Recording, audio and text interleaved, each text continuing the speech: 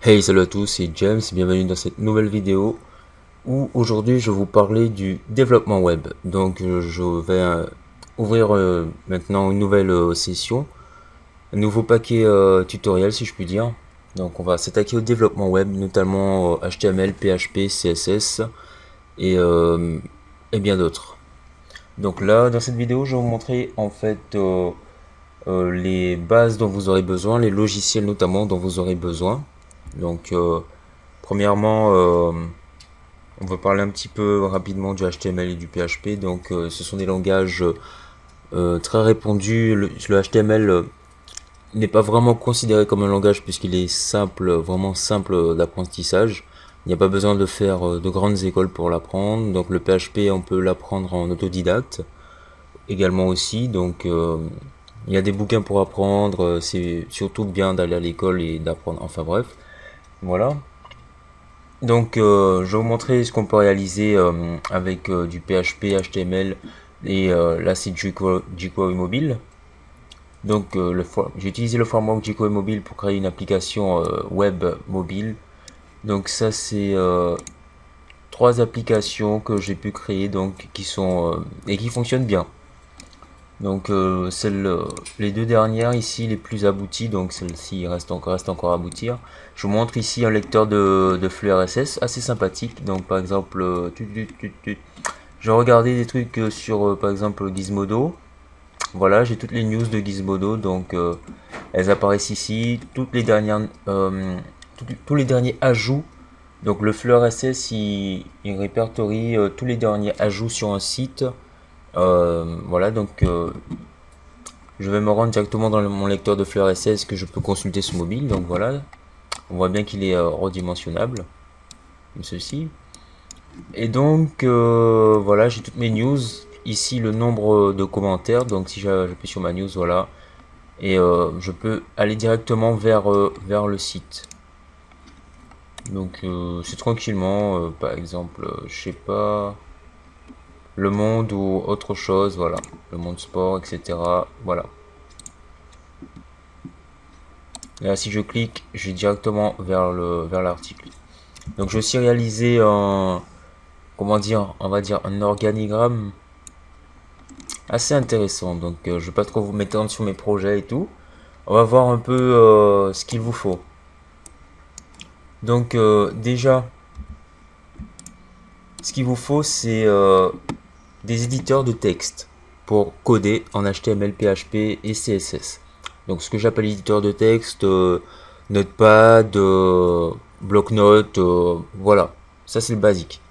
Mais personnellement, moi, je vous conseille des éditeurs de texte un peu plus élaborés, notamment Notepad++, qui est très répandu et qui est assez utile et il est gratuit, open source. Donc, ici, Notepad++, que l'on trouve facilement sur Google. Ici. Donc voilà, c'est un petit logiciel qui fait même pas 30 MO. Donc il vous permet de coder dans différents langages. C'est assez intéressant. Et le plus, c'est qu'il met votre code en couleur, contrairement au bloc-notes classique de Windows. Voilà. Ensuite, nous avons l'un de mes préférés, c'est Dreamweaver. Donc Dreamweaver, je l'utilise constamment en ce qui concerne le développement web. Pourquoi? Parce que c'est non seulement un outil de développement professionnel, mais aussi il est bon pour les débutants. Pourquoi? Parce que euh, si par exemple en HTML vous ne savez pas comment créer un formulaire, que vous êtes débutant, vous passez trop de temps à chercher, ben, il y a l'interface graphique qui vous permet de gérer tout cela. Donc ici je viens de créer un nouveau document HTML et donc on a différentes portions ici. Donc on a uniquement la portion code pour les développeurs confirmés. Donc vous saisissez votre code et tout. Ici la partie fractionnée, donc si vous êtes développeur confirmé, en attendant, pardon, vous voulez regarder ce que donne le design de votre site ou quoi ici. Et ici le mode création, pour ceux vraiment qui sont débutants ou vraiment débutants, vous avez le mode création qui apparaît ici. Donc qu'est-ce qu'on pourrait voir vite fait?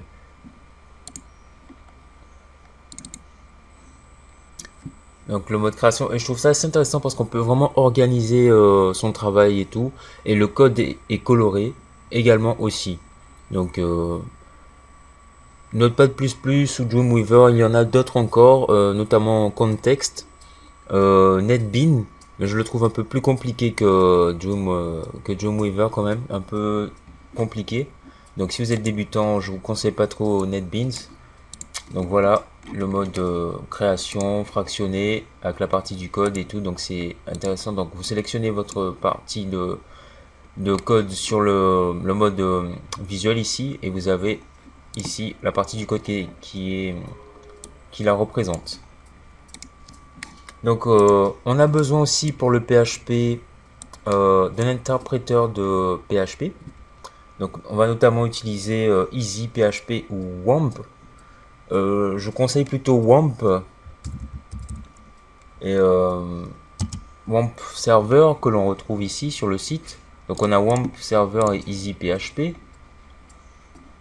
Donc cela va vous permettre de tester en local ce que vous allez faire si vous n'avez pas de serveur. C'est tout simple, tout bête. Et donc on va apprendre aussi à créer des bases de données. Donc WAMP et Easy PHP fonctionnent avec PHP MyAdmin et Apache ainsi que MySQL. Donc on peut le voir ici, Apache, MySQL, PHP MyAdmin. Donc si vous êtes sous Linux, vous pouvez installer MySQL ainsi que Apache et PHP MyAdmin. Si vous êtes sur Mac, je vous conseille WAMP Server, Windows, WAMP Server ou Easy PHP. Voilà. Donc c'est très intéressant. Ici, Easy PHP se présente de la façon suivante. Là, on va voir tout cela par la suite pour ceux qui seraient intéressés, ou on va directement commencer dans le vif du sujet. Voilà, les outils assez intéressants que l'on peut retrouver, donc c'est ça notamment. En ce qui concerne ensuite pour la vérification des tests, des erreurs et tout, je vous conseille de télécharger Firebug ici, et l'outil aussi de Web Developer Tool, donc je crois que c'est ça.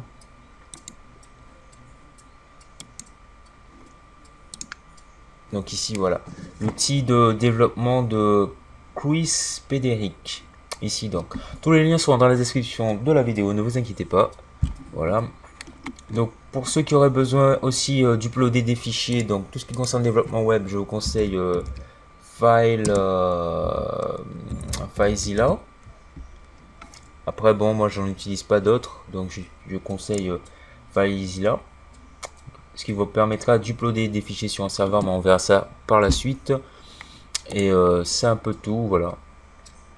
Donc on va apprendre les bases du PHP et commencer petit à petit. Donc si vous avez des questions sur des tutos, vous voulez réaliser des tutos, vous avez des questions, posez-les. Donc je précise que je fais des études dans le développement. Donc moi je voudrais me spécialiser dans le développement web. Donc je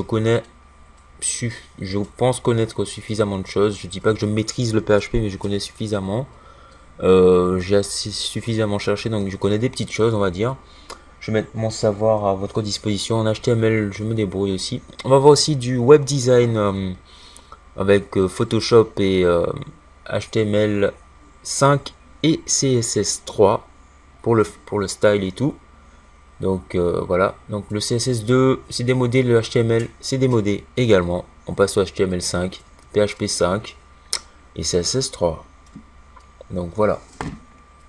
On va voir aussi l'utilisation de CMS, l'utilisation de frameworks tels que Cake PHP ou jQuery Mobile et jQuery tout court aussi, et notamment d'autres choses quoi. Voilà. Donc si vous êtes nouveau dans le développement web et que ça vous dit, vous voulez tester, juste tester, vous pouvez après supprimer tout cela. Donc je vous invite à télécharger, donc c'est soit EasyPHP ou WAMP Server. Je vous conseille plutôt WAMP Server, pourquoi? Parce que EasyPHP est un peu capricieux en fonction des versions de Windows.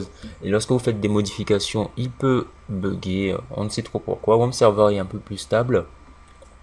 Firebug, pourquoi? Pour voir les codes, pour inspecter le code. Par exemple, si je veux modifier des trucs dans le CSS, par exemple font size, ici je mets à, à 30. Voilà, donc vous voyez, les changements ont été effectués. Donc Firebird vous permet de faire des tests carrément en local sur votre machine en utilisant du JavaScript. Donc c'est assez intéressant. Vous pouvez voir à quoi correspond chaque balise et tout, quand vous faites des modifications également. Donc par exemple je mets à 75. Donc là on voit pas le changement et tout.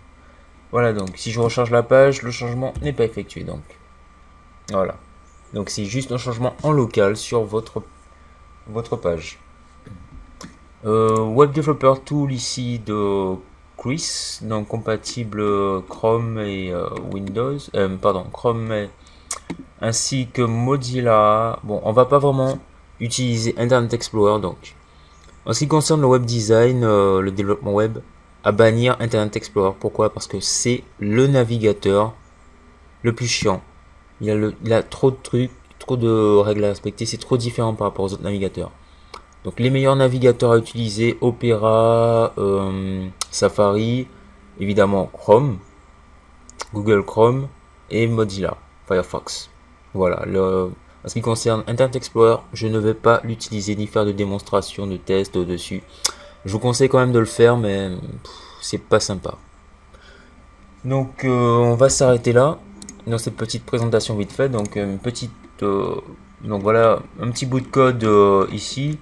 Donc on a aperçu de ce qu'on peut voir dans Notepad++. Voilà. Donc je résume Notepad++ ou un autre éditeur de texte, mais de préférence Notepad++ parce qu'il est en couleur. Si vous n'avez pas d'argent ou si vous ne savez pas craquer Dreamweaver, prenez Notepad++. En ce qui concerne l'interpréteur PHP, donc vous avez besoin de serveur Apache ainsi que de MySQL pour faire des requêtes SQL. Nous allons voir ceci également aussi. Ouais. Voilà. Et donc c'est tout. C'est tout. Merci d'avoir regardé et peace out.